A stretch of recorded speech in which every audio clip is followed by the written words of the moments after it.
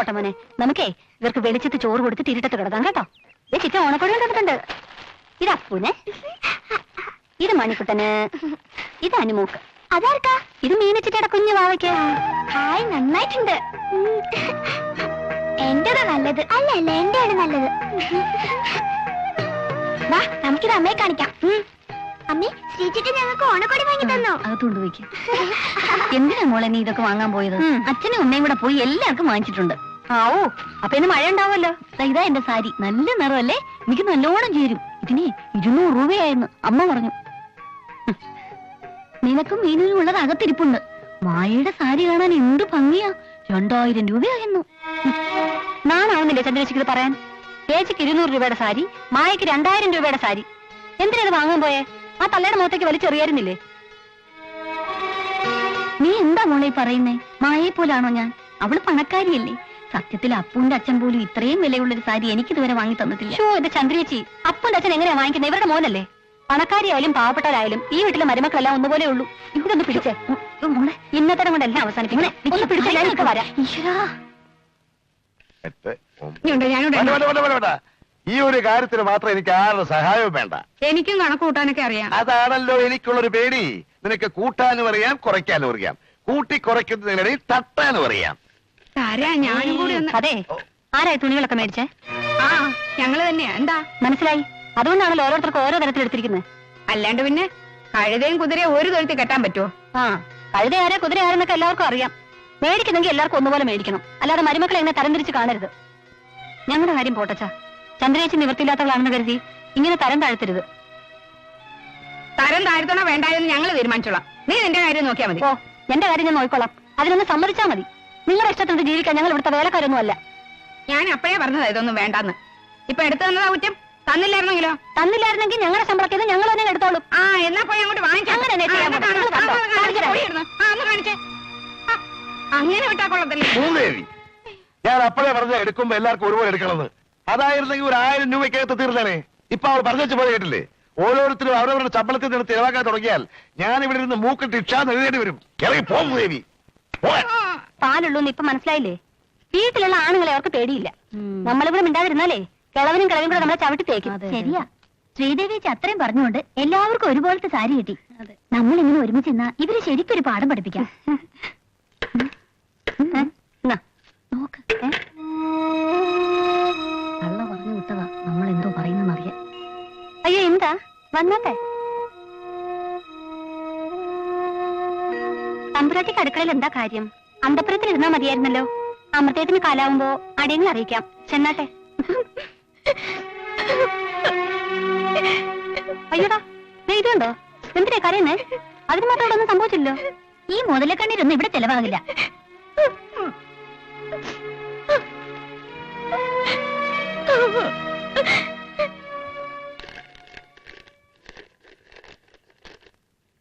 ചേച്ചിമാർക്ക് അമ്മയില്ലാതെ വളർന്നവളാണ് ഞാൻ.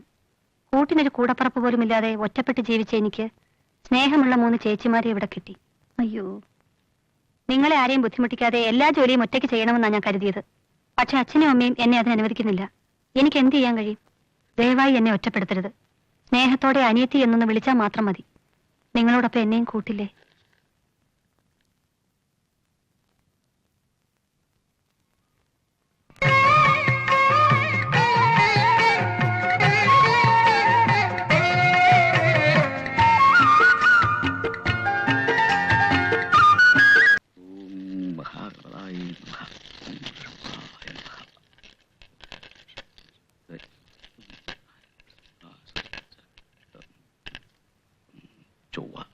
മകന്റെയും ഭാര്യയുടെയും ജാതകപ്രകാരം ആദ്യ സന്തതി ആൺകുഞ്ഞായിരിക്കുമെന്നാണ് ഗണിച്ചു കാണുന്നത്. ജനനം കന്നിമാസത്തിലെ പൂരം നക്ഷത്രത്തിലാകാനാണ് സാധ്യത. അതുവഴി കുടുംബത്തിന് സർവ്വ ഐശ്വര്യവും വന്ന് ഭവിക്കും എന്ന് കാണുന്നു. പൂരം പുരവയ്ക്കുമെന്നാണല്ലോ. എന്റെ ആഗ്രഹങ്ങൾ ഓരോന്നായി നിറവേറാൻ പോകുന്നടി. അതിലിത്ര സംശയിക്കാൻ എന്തിരിക്കുന്നു? അവൻ ജനിക്കുന്നത് തന്നെ കോടീശ്വരനായിട്ടല്ലേ? ആ തെക്കേതിലെ വീടും പറമ്പും വാങ്ങുന്നതിനെ കുറിച്ച് ഞാൻ ഭാസ്കരൻ എന്നോട് സൂചിപ്പിച്ചിട്ടുണ്ട്. എത്ര ലക്ഷം വേണമെങ്കിലും തരാമെന്നാ പറഞ്ഞത്. സംശയിക്കണ്ട, കുഞ്ഞിന്റെ ജനനശേഷം താങ്കൾക്ക് ഗജകേസരി യോഗവും കാണുന്നുണ്ട്. ആ ഫോൺ. കണ്ടോ സത്യം. ആ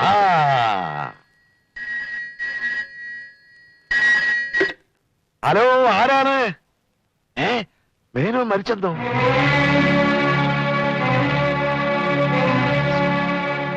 എന്റെ ദൈവമേ, കോടിക്കണക്കിന് രൂപയുടെ സ്വത്തും എന്റെ തലയെ കെട്ടിവെച്ചിട്ടാണല്ലോ അദ്ദേഹം പോയത്. ഇതെല്ലാം കൂടെ ഞാൻ ഇനി എങ്ങനെ നോക്കും എന്റെ ഭഗവാനെ? അതൊക്കെ പിന്നെ ആലോചിക്കാം. എങ്ങനെയാ മരിച്ചെന്ന് ചോദിക്കൂ. ആ ഹലോ, അദ്ദേഹം എങ്ങനെയാ മരിച്ചത്? തുണിമില്ല് കത്തിയെന്നോ? അയ്യോ, തുണിമില്ല് കത്തിയെന്നോ? എന്താ പറഞ്ഞ കത്തിയെന്നോ? ആ മില്ല് തീപിടിച്ചതെറിഞ്ഞ് ഹാർട്ട് അറ്റാക്ക് വന്ന് മരിച്ചെന്ന്. അയ്യോ, ഞാൻ അന്നേ പറഞ്ഞതാ, ഈ തുണി പഞ്ചിയൊന്നും വേണ്ട, വല്ല ഇരുമ്പോ തുരുമ്പോ മതിയെന്ന്. അന്നത് കേട്ടില്ലല്ലോ.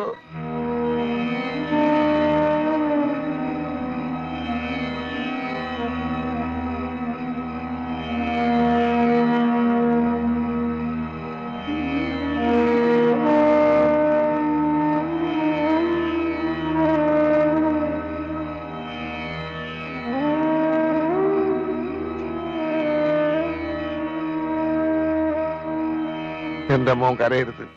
കുറച്ചു കാലത്തെ ബന്ധമുള്ളെങ്കിലും സ്വന്തം അച്ഛനേക്കാളാണ് നീ അദ്ദേഹത്തെ സ്നേഹിച്ചു. എനിക്കറിയാം. ഇനി മോൻ എല്ലാം സഹിച്ചല്ലേ പറ്റൂ.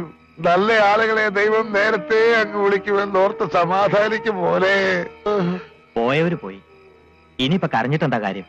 എത്രയും പെട്ടെന്ന് വേണ്ട കർമ്മങ്ങളൊക്കെ ചെയ്യാൻ നോക്കണം, അല്ലേ? ബാല, വന്നേ. മേനോന്റെ കാര്യങ്ങളെല്ലാം നോക്കി നടത്തിയിരുന്ന നിങ്ങളല്ലേ? ഇനി നിങ്ങൾ വേണം എല്ലാറ്റിനും മുന്നിൽ നിൽക്കാൻ. പിന്നെ ശവമെടുക്കാനുള്ള ഏർപ്പാടുകൾ എന്തൊക്കെയാണെന്ന് വെച്ചാ ചെയ്യാം. ബന്ധുക്കൾ ആരും ഇല്ലാത്ത സ്ഥിതിക്ക് ചടങ്ങുകളൊക്കെ ഒരു പേരിന് മാത്രം മതി. ബന്ധുക്കളില്ലെന്നോ? ആര് പറഞ്ഞു? പിന്നെ ഞങ്ങളൊക്കെ ആരാ? നിങ്ങൾക്ക് നഷ്ടപ്പെട്ട ഒരു നാട്ടുകാരൻ, എനിക്ക് പോയത് എന്റെ കൂടപ്പിറപ്പ. അങ്ങനെയായിരുന്നു ഞങ്ങൾ തമ്മിലുള്ള ബന്ധം. കാര്യങ്ങളൊക്കെ ഞാൻ നോക്കിക്കൊള്ളാം. ഒന്നിനും ഒരു കുറവ് വരുത്തരുത്. മുറ്റത്തൊരു പന്തൽ കെട്ടണം, അടിയന്തരം ഗംഭീരമാക്കണം. മേനോന്റെ കാര്യത്തിന് പണം ഒരു പ്രശ്നമേ അല്ല. എന്നാ അയ്യോ, ബന്ധുക്കളായാൽ ഇങ്ങനെ വേണം. മുതലാളി ഭാഗ്യവാനാ. വാസ്തവം. ഒന്നും കാണാതെ നിങ്ങളിത് ചെയ്യില്ല എന്ന് എനിക്കറിയാം. എന്നാലും ചോദിക്കുക, കമന്ന് വീണ കാപ്പണം നക്കിയെടുക്കുന്ന നിങ്ങൾ ഇവിടെ ഇപ്പൊ ഇത്രയും പണം ചെലവാക്കിയത് എന്തിനാന്നാ എനിക്ക് മനസ്സിലാവാത്തത്. എടീ മണ്ടി, പഞ്ഞുമില്ല് മാത്രല്ലേ കത്തിയുള്ളൂ. നീ വീടൊന്ന് നോക്കിക്ക്. ഒരു 10 ലക്ഷം രൂപ മതിക്കും. ബാക്കി ഉരുപ്പടികളെല്ലാം ചേർത്ത് ഒരു 5 ലക്ഷം. രായ്ക്ക് രാമാനം ഇതെല്ലാം വിറ്റിട്ട് പോണമെങ്കിൽ നാട്ടുകാർ നമ്മുടെ കൈ വേണം. അതിനാ 10,000-ന്റെ തുറുപ്പ് അങ്ങോട്ട് ഇറക്കിയത്. ഓ, നിങ്ങളുടെ ഒരു ബുദ്ധി തീർന്നില്ലടി. ഇനി ഇതിനകത്ത് ഇടങ്കോലിടാനും ആളുണ്ട്. അതാരാ? നിന്റെ മരുമക്കള്. അല്ലാതാര്? അതുകൊണ്ടല്ലേ ശവം തെക്കോട്ടെടുത്ത പാടെ അതുങ്ങളെ ഞാൻ മച്ചമ്പിയുടെ കൂടെ അങ്ങോട്ട് അയച്ചത്. ആ, ഇതൊക്കെ ആരുടെ ബുദ്ധി? ദൈവം അപ്പാപ്പ ഓരോന്ന് ഉപദേശിച്ചു. അല്ലാതെന്താ? സത്യം. നമസ്കാരം. നമസ്കാരം. മനസ്സിലായില്ല. ഞാൻ റോയ് ഫിലിപ്പ്, ഭാരത് ഫൈനാൻസിയേഴ്സിന്റെ ഉടമ. ഓ, വന്നാട്ടെ വന്നാട്ടെ, അങ്ങോട്ട് ഇരുന്നാട്ടെ. ഞാൻ ഭരതപിള്ള, മരിച്ചുപോയ മേനോന്റെ ഒരേ ഒരു ബന്ധു. അത് പിന്നെ പ്രത്യേകിച്ച് പറയണോ? നാട്ടുകാരുടെ മുഴുവൻ സംസാരം മിസ്റ്റർ പിള്ളയെ കുറിച്ചല്ലേ? മരിച്ചുപോയവരെ സ്വന്തം ബന്ധുക്കൾ പോലും തിരിഞ്ഞു നോക്കാത്ത ഇക്കാലത്ത് നിങ്ങൾ ചെയ്ത ഒരു മഹാകാര്യമാണ്. പണം ആര് കണ്ടു? ഇന്ന് വരും, നാളെ പോകും. എനിക്ക് മനുഷ്യത്വമാ വലുത്. അതുകൊണ്ടാണല്ലോ ഞാൻ ഇങ്ങോട്ട് തന്നെ വന്നത്. ഈ വീടുണ്ടല്ലോ, വീടിന്റെ കാര്യം മാത്രം പറയരുത്. തൽക്കാലം ഇത് വിൽക്കാൻ ഉദ്ദേശമില്ല. വിൽക്കുന്ന കാര്യമല്ലേ? ആ, മിസ്റ്റർ മേനോൻ ഈ വീട് പണയപ്പെടുത്തി 35 ലക്ഷം രൂപ എന്റെ കയ്യിൽ നിന്ന് വാങ്ങിയിട്ടുണ്ട്. എത്രയാ? 35 ലക്ഷമോ? കടം വാങ്ങിയെന്നോ? അതെ, വീടും പറമ്പും കൂടി ഏകദേശം 30 ലക്ഷം രൂപ വരും. ബാക്കി 5 ലക്ഷം പിള്ളയുടെ കയ്യിൽ നിന്നല്ലാതെ പിന്നെ ആരുടെ കയ്യിൽ നിന്ന് ഈടാക്കാനാ? അപ്പോ പണം ഇവിടെ തന്നെ തരുമോ അതോ നാട്ടിലേക്ക് ഞാൻ വരണോ? അയ്യോ, നാട്ടിലേക്കൊന്നും വരണ്ട. ഒരു 2 ദിവസത്തെ അവധി തരണം. ഇവിടെ തന്നെ തന്നേക്കാം. തന്നേ പറ്റൂ. അതിനാ മര്യാദയ്ക്ക് പറഞ്ഞത്. അല്ലെങ്കിലേ വേറെ വഴി നോക്കേണ്ടി വരും. യവന്മാർക്ക് വെറുതെ ജോലി ഉണ്ടാക്കി വെക്കരുത്. വാടാ. അതാ ഞാനെന്ന് പറഞ്ഞിപ്പോ എവിടെ? മോനെ ജയദേവാ, ഇനി ഒരു നിമിഷം ഇവിടെ നിന്നാ നമ്മുടെ ജീവന് പോലും ആപത്ത. വേഗം പെട്ടിയെടുത്ത് സ്ഥലം വിടാം. അതെ, വേഗം പോവാ. വിളിക്കുമോനെ മായ. എന്തിന്? ആ പൊട്ടിപ്പള്ളി ഇവിടെ നിൽക്കട്ടെ. അയ്യോ, വയറ് നിറഞ്ഞിരിക്കുന്ന ഒരു മിണ്ടാപ്രാണി ഇവിടെ ഇട്ടിട്ട് പോയ മഹാഭാവം. പോരുത്, കൊന്നുകളയിക്കാൻ. എടാ, ഇവിടെ കൊണ്ട് അങ്ങോട്ട് പോയി ഈ കടക്കാർ മുഴുവൻ അങ്ങോട്ട് വരും. അവസാനം കുടുംബം മുഴുവൻ വിറ്റാലും കടം വിട്ടാലും ഒക്കൂല. അന്ത ഉണ്ടാക്കി വെച്ച കടാല്ലേ. കടക്കാർ വരുമ്പോ അവള് സമാധാനം പറഞ്ഞോളും. നീ വേഗം പെട്ടിയെടുത്തോട്ട് ഇറങ്ങ. എടാ, ഒന്ന് വേഗം ഇറങ്ങടാ, പെട്ടെന്ന്. അയ്യോ, വേണ്ട. റെഡി ആയിക്കോ, ഞാൻ അപ്പോഴത്തേക്ക് ഒരു കാർ വിളിക്കാം. എന്ത് ചെയ്യും? ശ്ശോ.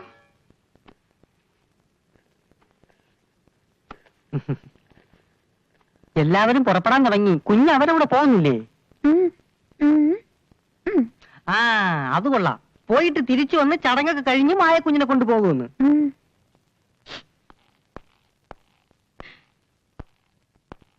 ഞാൻ ഇറങ്ങാം. അമ്മ പോയിട്ട് വരട്ടെ മോളെ. കത്തോ അയക്കാം. എന്താ അവള് പറയണേ? ജയദേവൻ കുഞ്ഞിനോട് സമയാസമയം ആഹാരം കഴിക്കണം, ശരീരം സൂക്ഷിക്കണം എന്നൊക്കെയാ പറയുന്നത്. എടാ ജയദേവാ, വേഗം ഇറങ്ങടാ. പോട്ടെ മോളെ. വണ്ടി കയറ്. മാധവി, ഇങ്ങോട്ട് കയറി. അമ്മ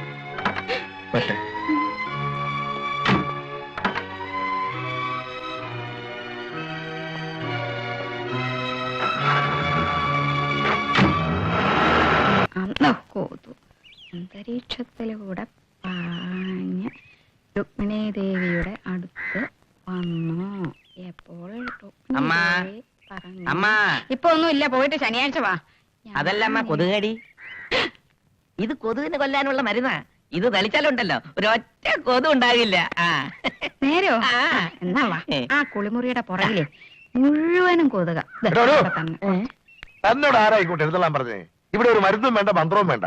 മാത്രമല്ല ഇവിടെ അങ്ങനെ ഇട്ട് കൊതുവില്ല. ഐ, ഇച്ചിരി അടിക്കട്ടെ. അയ്യോ സാർ, ഇത് പഞ്ചായത്തിന്റെ തീരുമാനമാ. കൊതുക് നിവാരണ വാരം. എന്ത് മാരണ മാറാണ് ഇവിടെ നടക്കില്ല. ദേ, അയ്യോ വേണ്ട, ഇത് പറയുന്നത് എന്ത് കേൾക്ക്. കൂത്ത്? ഉഫ്, ഇങ്ങനെ ഇവിടെയാണ് കൊതു വളർത്തൽ കേന്ദ്രം. ശോ, മനസമാധാനമായിട്ട് ഇന്നെങ്കിലും പുറത്ത് കിടന്നൊന്ന് ഉറങ്ങാവല്ലോ എന്ന് വിചാരിച്ചതാ. എനിക്കതറിയാലോ മാധവി, അതുകൊണ്ടല്ലേ ഞാൻ മരുന്ന് തളിപ്പിക്കാത്തത്. പുതുകൂത്ത്. ശ്രീദേവി, മായയുടെ അച്ഛൻ മരിച്ചിട്ട് നാളിത്രയും ആയില്ലേ? ഇതുവരെ അവളെ കുറിച്ച് ഒരു വിവരവും ഇല്ലല്ലോ. ഇവിടെ ഉള്ളവരാരും അവളെ കുറിച്ച് പറയുന്ന പോലുമില്ല. ജയദേവന് പോലും അതിനെപ്പറ്റി യാതൊരു വിചാരവും ഇല്ല. അതങ്ങനെ കോടീശ്വരിയാണെന്ന് പറഞ്ഞ കല്യാണം കഴിച്ച് കൊണ്ടുവന്നേച്ച് ഇപ്പം കയ്യിലൊന്നും ഇല്ലാന്ന് പറഞ്ഞപ്പോ അവനും ഭാര്യ വേണ്ടതായി കാണും. എന്റെ സംശയം അച്ഛനും അമ്മയും മോനും കൂടെ പ്ലാൻ ചെയ്ത് അവളെ ഉപേക്ഷിച്ച് പോന്നാണെന്നാ. എന്നാൽ അവൾക്കൊരു കത്ത് അയച്ചുകൂടി? കത്തൊക്കെ അയച്ചു കാണുമെന്നേ. ആ കിളവന്റെ കൈ കിട്ടിയാൽ നമ്മളെ എല്ലാവരും കാണിക്കൂ. അപ്പഴേ കീറി കളഞ്ഞു കാണും. കള്ളത്തരവല്ലാതെ ആ കിളവന്റെ വേറെ ഒന്നുമില്ല. അതൊക്കെ പറ, അല്ലെങ്കിൽ ഇവിടെ നിന്നും കാണും. പാമ്പിന്റെ ജെവിയാ കളവന്. ആലപ്പുഴ പട്ടണം ചുറ്റി ബോട്ട് വരുന്നേ, കോട്ടയം പട്ടണം ചുറ്റി റെയിൽ വരുന്നേ. മാമാ, അലമ്പാക്കരുത്. നമ്മൾ പാട്ട് കച്ചേരിക്കല്ല വന്നിരിക്കുന്നത്. എന്നാ പോയി പിടിച്ചോണ്ട് അവനെ കുത്തി കൊള്ളെടുത്ത് ഇറങ്ങിച്ചാൽ. അതിനിടയ്ക്ക് ഇതവിടെ ഒപ്പിച്ച്. നീ കത്തി വാങ്ങാൻ പോയി, കുപ്പി വാങ്ങാൻ പോയി. വല കുത്തും ഞാൻ. കുത്തും കുത്തും. തിരിച്ച് കെട്ടിയെടുക്കുമ്പോ എത്ര വേണമെങ്കിലും വാങ്ങിത്തരാ. വാങ്ങിത്തരാ. കാണൂരേ, ഒന്ന് നിക്കണേ. ഈ ഭരതം പിള്ളയുടെ വീട് എവിടെയാ? ഏത് ഭരതം പിള്ള? കോട്ടപ്പുറത്തെ ഭരതം പിള്ള. ആ, നമ്മുടെ ഭരതം പിള്ള. നമ്മുടെ ഭരതം പിള്ള. ഒച്ച പറയടാ. എവിടാ അവൻ? കുത്തി കൊടൽമാല പുറത്തെടുക്കും ഞാൻ. ബാല, എന്നെ തടയരുത്, എന്നെ തടയരുത്. കറവക്കാരൻ ഗോപാലിനെ ഇവന് ശരിക്കും അറിഞ്ഞൂടാ, അറിഞ്ഞൂടാ. എന്താ ഇത്? വേണ്ട മാമ, വേണ്ട. സാറിനോട് പേടിക്കണ്ട. ഞങ്ങൾ കോട്ടപ്പുറത്തെ ഭരതം പിള്ളയുടെ വീട് അന്വേഷിച്ചു വന്നതാ. ആ വഴിയൊന്ന് പറഞ്ഞാ മതി. അതാ വരുന്നത് ഭരതമ്പിളയുടെ മരുമകളാ. അവിടെ ചോദിച്ചാ മതി. ആ വലിയ ഓ പോയോ? ഓ മാമ, അവിടെ നിന്നെയും തട്ടും, നിന്റെ അമ്മായിയമ്മയും തട്ടും. മാറി നിൽക്കേ, മാറി നിൽക്കുവാ മാമ. വല കുഞ്ഞെ, ഞങ്ങൾക്ക് ആ ഭരതം പിള്ളയെ ഒന്ന് കാണണം. ഇത്രയും കണ്ണിച്ചോരയില്ലാതെ ഞങ്ങളെ മായക്കുഞ്ഞിനെ കഷ്ടപ്പെടുത്തി ആ കിളവനെ ഞങ്ങൾ വെറുതെ വിടൂല. നിങ്ങൾ ആരാ? മായ നിങ്ങൾ അറിയോ? അവളിപ്പോ എവിടെയുണ്ട്? ഞാൻ വാലൻ, ഇത് കോവാലൻ, എന്റെ മാമനാ. ഞാൻ അവിടുത്തെ കാര്യസ്ഥനായിരുന്നു. മുതലാളി മരിച്ചപ്പോ ആരോരുമില്ലാതെ ഒറ്റപ്പെട്ടു പോയ ആ പാവത്തിന്റെ കണ്ണീരണ്ട് സഹിക്ക വയ്യാതെ ഞങ്ങൾ ഇറങ്ങിയതാ. ഉടനെ ഒന്ന് കൂട്ടിക്കൊണ്ട് വെച്ചോളാമെന്ന് പറഞ്ഞ് ഇറങ്ങിയതാ അച്ഛനും മോനും. ഇതേവരെ ഒന്ന് തിരിഞ്ഞു നോക്കില്ല, നിങ്ങൾക്കറിയോ? ഇനി ജീവിച്ചിരിക്കില്ല എന്ന് പറഞ്ഞ് മനസ്സ് നൊന്ന് ചാകാനൊരിഞ്ഞപ്പോ എന്റെ മാമന്റെ കണ്ടിപ്പെട്ടുകൊണ്ട് രക്ഷപ്പെട്ടു. ഇപ്പൊ മായക്കുട്ടിയും കുഞ്ഞും കോലമ്മാവന്റെ വീട്ടിലാ. സത്യത്തിൽ ഇതൊന്നും ഞാൻ അറിഞ്ഞിരുന്നില്ല. മായ എങ്ങനെയെങ്കിലും രക്ഷിക്കണം. അവളെ കൂട്ടിക്കൊണ്ടുവരാനുള്ള വഴി ഉണ്ടാക്കാം. അതുവരെ അവൾ അവിടെ തന്നെ നിൽക്കട്ടെ. ഇതാ, പണത്തിന് എന്തെങ്കിലും ആവശ്യമുണ്ടെങ്കിൽ ഇത് വെച്ചോളൂ. മായയോട് വിഷമിക്കരുതെന്ന് പറയണം. വരട്ടെ.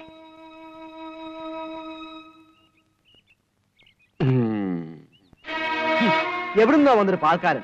അയാൾ എന്തൊക്കെയോ പറഞ്ഞു വെച്ചാൽ നിങ്ങൾ തുള്ളാതെ. നിങ്ങൾ ആരും വിചാരിക്കുന്ന പോലെ അത്ര നീങ്ങുന്നല്ലോ ഞങ്ങളച്ഛൻ. എന്നാ പിന്നെ മായ എന്തുകൊണ്ട് ഇതുവരെ വിളിച്ചോണ്ട് വന്നില്ല? അതെന്താ ആരും ചോദിക്കാത്തെ? ഇതാണ് പറയുന്നത്, കാര്യം അറിയാതെ ഒന്നും സംസാരിക്കരുതെന്ന്. ഞങ്ങൾ ചോദിച്ചു. അവളുടെ അച്ഛൻ മരിച്ചിട്ട് 41 പോലും തികഞ്ഞിട്ടില്ല. മാത്രമല്ല പ്രസവത്തീയതി അടുത്ത സ്ഥിതിക്ക് അവിടെ തന്നെ നിൽക്കട്ടെ എന്നൊരു അഭിപ്രായം വന്നപ്പോ അച്ഛനങ്ങ് സമ്മതിച്ചു, അത്രേ ഉള്ളൂ. ഓ നിങ്ങളുടെ അച്ഛൻ ഒരു വലിയ പുണ്യാളൻ. അച്ഛൻ എന്ത് പറയുന്നു അത് അപ്പടി അനുസരിക്കുന്ന കുറെ കുഞ്ഞാടുകൾ. കൊള്ളാം.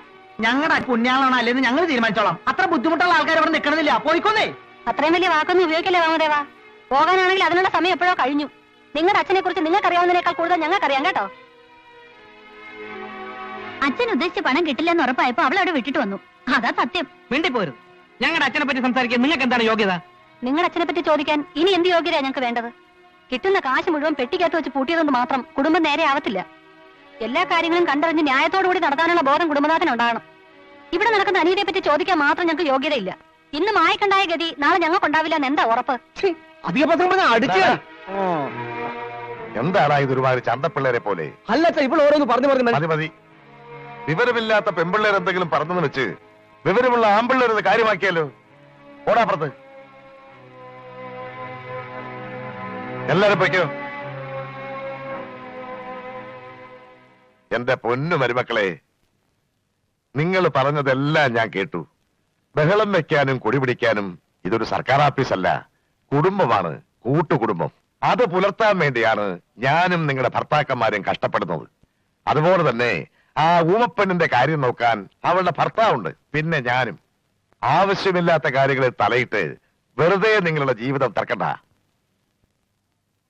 ആ ഊമപ്പെണ്ണിന്റെ ജീവിതമാണോ നിങ്ങളുടെ ജീവിതമാണോ വലുതെന്ന് നല്ലതുപോലെ ആലോചിച്ച് തീരുമാനിക്കും.